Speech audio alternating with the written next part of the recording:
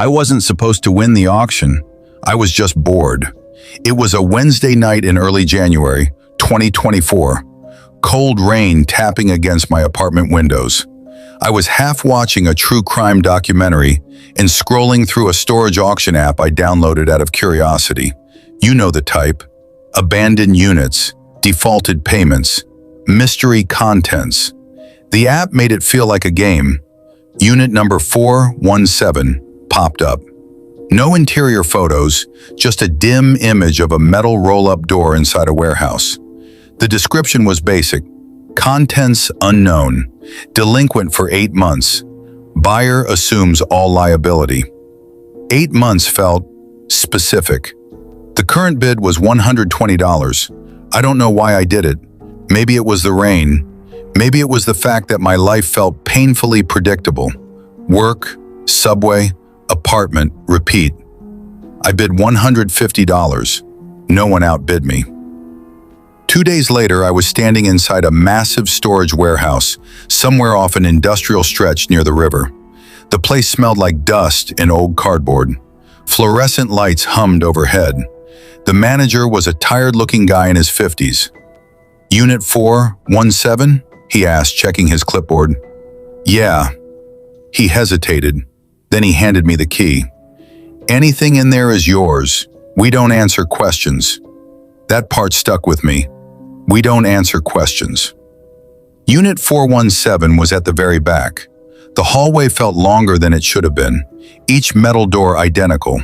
Each one silent. I found the number stenciled faintly near the bottom. 417. The lock was old, rusted. When I slid the door open, it screeched so loud it echoed down the corridor. Inside was organized. That was the first thing that felt wrong. Most abandoned units are chaotic, piles of random junk. But this one looked curated. A desk, a mattress rolled up against the wall, plastic storage bins stacked neatly, a small standing mirror, and in the center of the unit, a wooden chair facing the door, like someone had been sitting there, waiting. I stood there longer than I should have. The air inside felt stale, but not abandoned.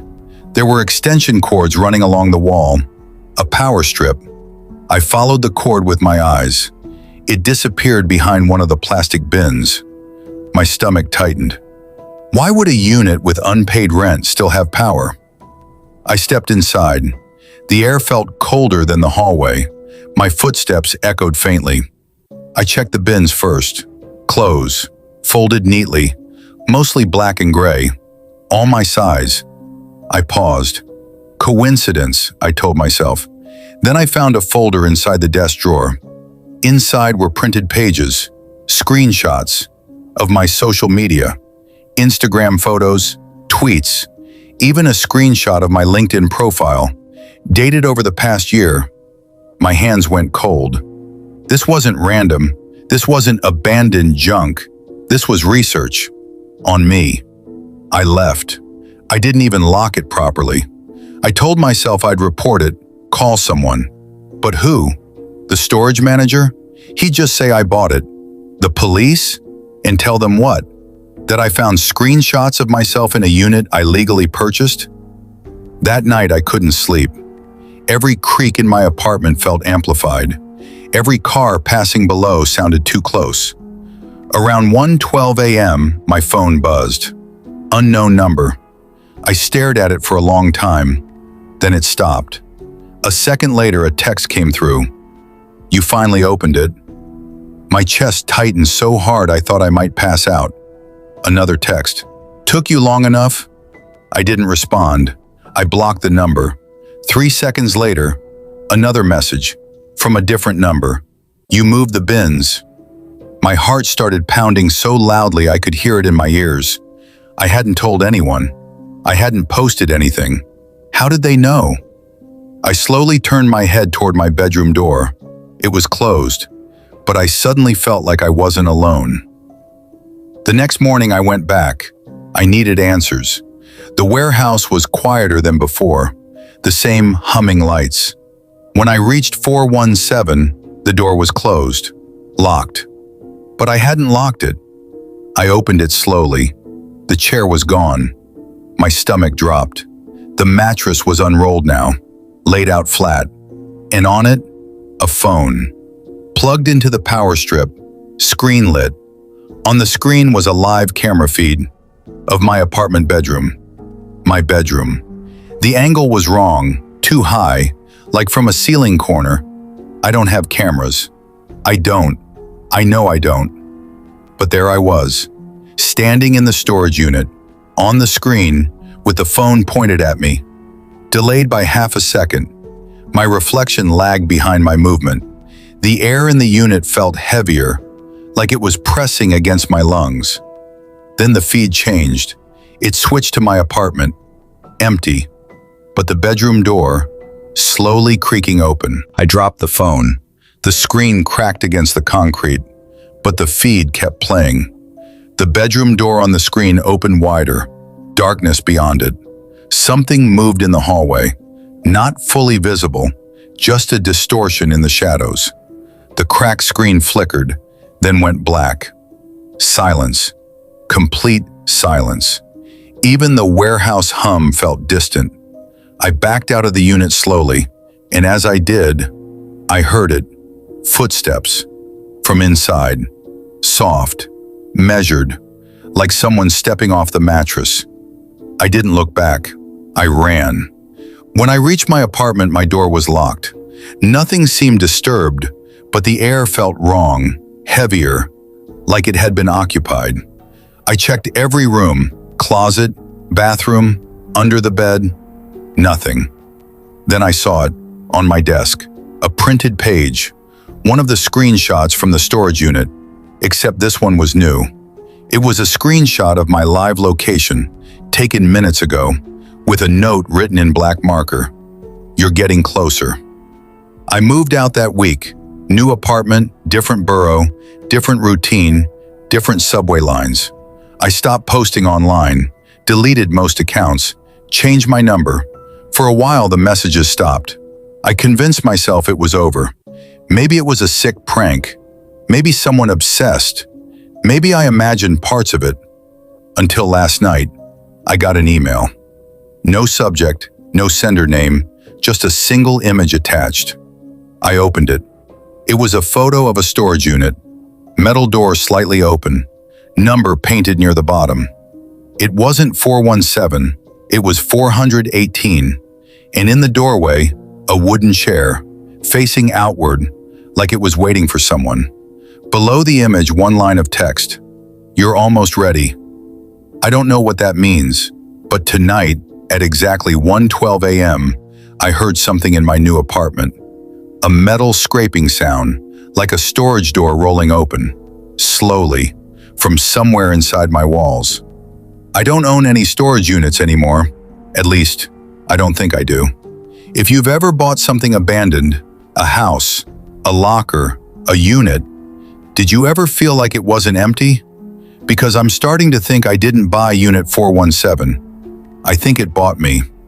And I don't know what happens when it's done preparing me. Have you ever felt like a space was watching you back? I didn't tell anyone about the scraping sound, because once you say something like that out loud, it becomes real. And I wasn't ready for that. It happened again the next night, 1:12 a.m. exactly. I was awake this time, lying in bed, staring at the ceiling, waiting for it. The sound didn't come from the walls, it came from the closet. A low, metallic roll, like a door sliding upward, slow, measured, deliberate. My heart was hammering so hard I could feel it in my throat. I didn't move, didn't breathe. The closet door wasn't metal, it was wood, but the sound was unmistakable. A storage unit door, opening. After a full minute of silence, I forced myself to sit up. The room felt colder than it should have. The air was thick, like before a storm. I grabbed my phone. 1:13 a.m.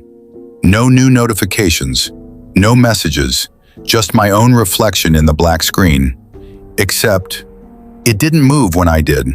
It stayed frozen for half a second, then caught up. I blinked, and it was normal again. I told myself it was stress, sleep deprivation, trauma from the unit. That's all this was. I got up and walked to the closet. Every step felt louder than it should have.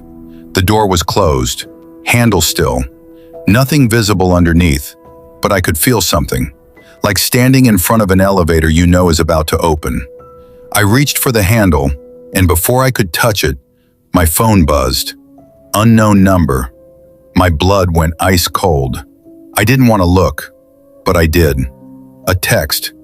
Don't open it yet. My fingers went numb. Another message. You're not ready to see yourself like that. My knees nearly gave out. I looked at the closet door again.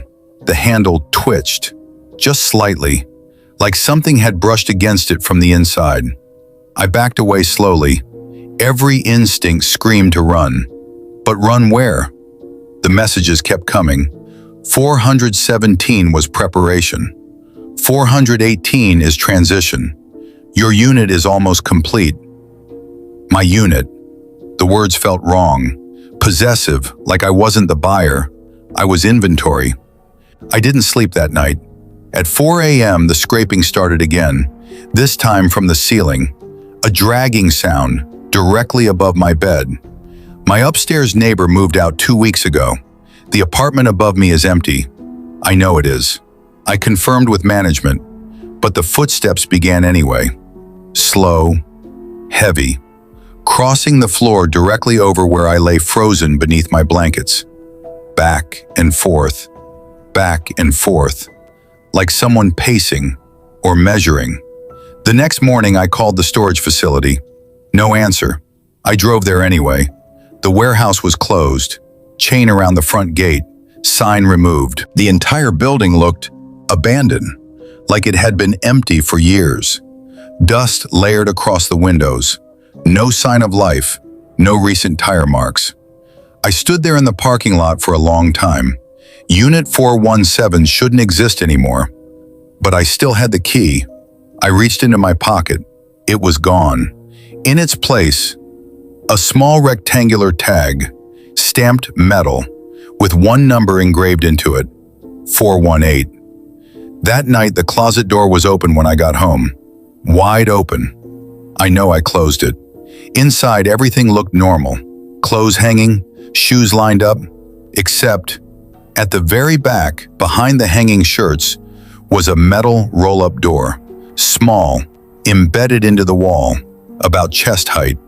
It wasn't there before, it couldn't have been, but there it was, cold steel, with a rusted handle, and painted faintly near the bottom, 418. I stood there shaking. The air inside the closet smelled like the warehouse. Dust, concrete, something metallic. I reached out slowly. The surface was cold, solid, real. My phone buzzed again. Now, the handle felt heavy in my hand. I pulled. The door rolled upward with that same slow scraping sound. Inside wasn't a closet. It wasn't drywall. It was a storage unit. Concrete floor, plastic bins, a wooden chair, facing outward, toward me, and sitting in the chair was me. Same clothes, same face, but something wrong. The eyes, too still, too aware. He smiled, not wide, just slightly, like he'd been waiting. He leaned forward and spoke. But the voice came from my phone, in my hand, perfectly synced. "You're almost in sync now." I dropped the phone.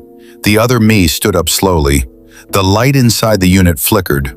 Behind him, more units stretched into darkness, rows and rows, each one slightly open, and inside each, a version of me, standing, watching, waiting. The air felt thin, hard to breathe. The other me stepped closer to the edge of the unit, and I realized something that made my stomach twist. He wasn't trying to get out. He was waiting for me to step in. Behind me, my apartment lights flickered. The walls felt thinner, like drywall over something hollow. The other me tilted his head slightly.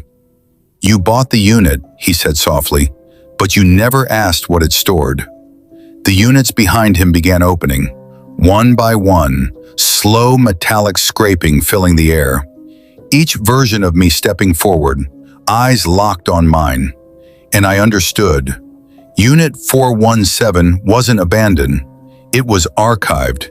Every version of me, stored, replaced, prepared. And 418 is for the next one. If I stop responding after tonight, if I disappear online, if someone new starts posting like me, pay attention to the delay. Pay attention to the reflection. And if you ever buy something that feels too organized, too curated, make sure it's empty. Because I don't think I ever left that warehouse. And I don't think this apartment was ever mine.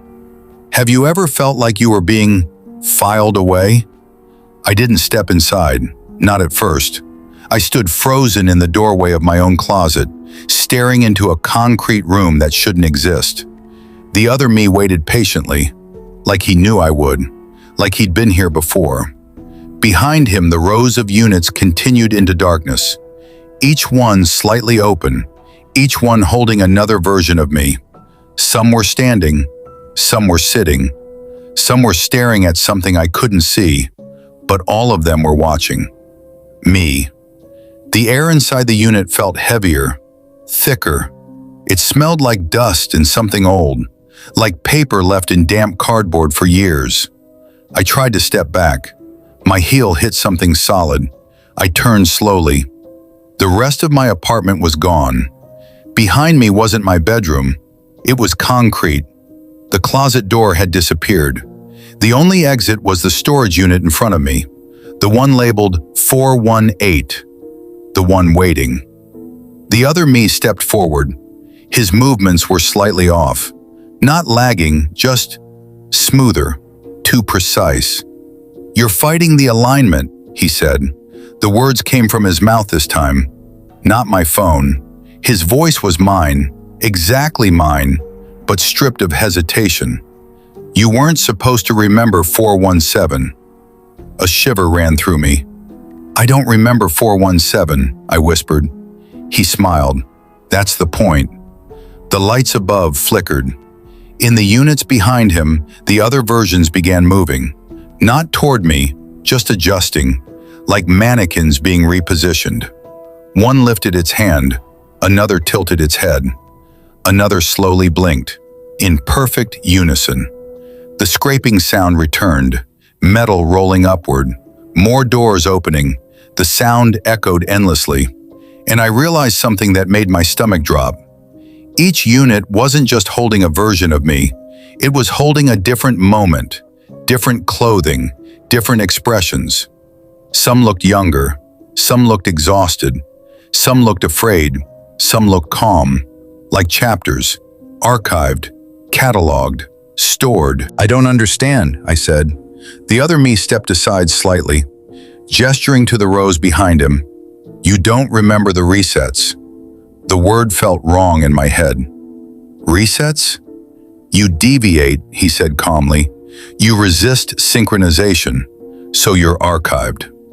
A wave of nausea hit me. "No. You always say that." He leaned closer. "So did 417. A sound echoed behind me. Footsteps. I turned. Another version of me was standing where I had been seconds ago, blocking whatever exit might have existed. He looked terrified, sweat on his face, eyes wide. "You need to go back," he whispered urgently. "To where?" I demanded. "To before you opened it." The other me in 418 sighed. "They all beg," he muttered. The terrified version lunged toward me.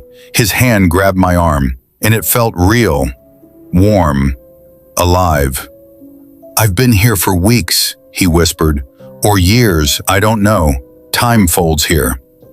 Behind him, more versions were moving now, closing in, forming a circle, trapping me between them.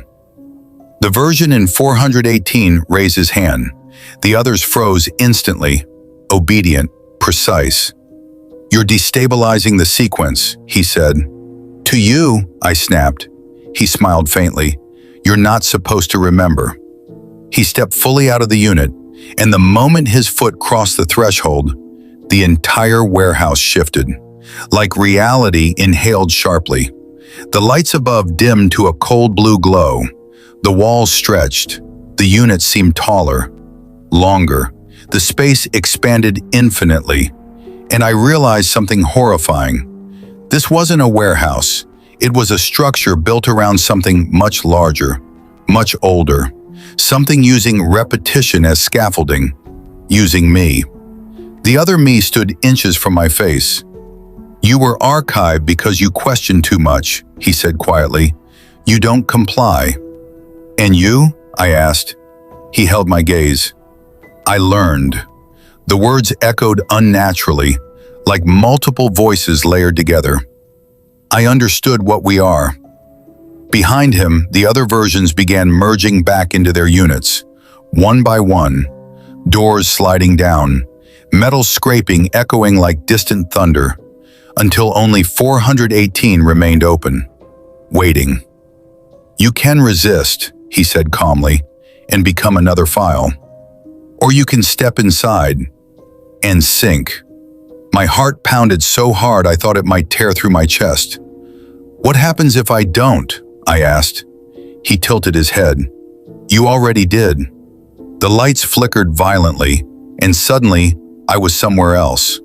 A parking lot, standing outside a warehouse, looking at a row of storage units. 417. The door slightly open, my phone in my hand, scrolling through an auction listing. The description reading, "Unit cleared. No personal items remain." My chest tightened. This was before I bought it, before I opened it. The other me stood beside me now, calm. "You're back at the point of acquisition," he said. "This is where you always reset." I looked down at my phone. My thumb hovered over the bid button. "Don't," whispered a voice behind me. I turned. Another version of me, older, more tired, standing at the edge of the lot. "You don't have to." The calm version beside me leaned closer. "You will." And my thumb pressed the screen. The warehouse vanished, the parking lot dissolved, and I was back in my apartment bedroom, lying in bed, 1:12 a.m. glowing softly on my phone. The closet door closed. No metal, no unit, just silence.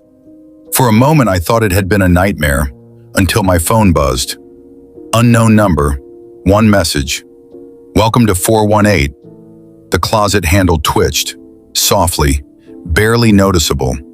I sat up slowly, every nerve in my body screaming. The scraping sound began again. Low, metallic, familiar. I walked to the closet, heart racing, hand trembling. I opened the door. Inside, clothes, shoes, normal. Nothing else. Relief flooded me, until I noticed something on the inside wall. A small metal tag, screwed into the drywall, stamped with one number, 419. If you ever buy a storage unit and it looks too clean, too empty, too organized, ask yourself why. And if you wake up at 1:12 a.m. to the sound of metal scraping, don't open the door, because the next number might already have your name on it. Have you ever felt like something was preparing a space for you?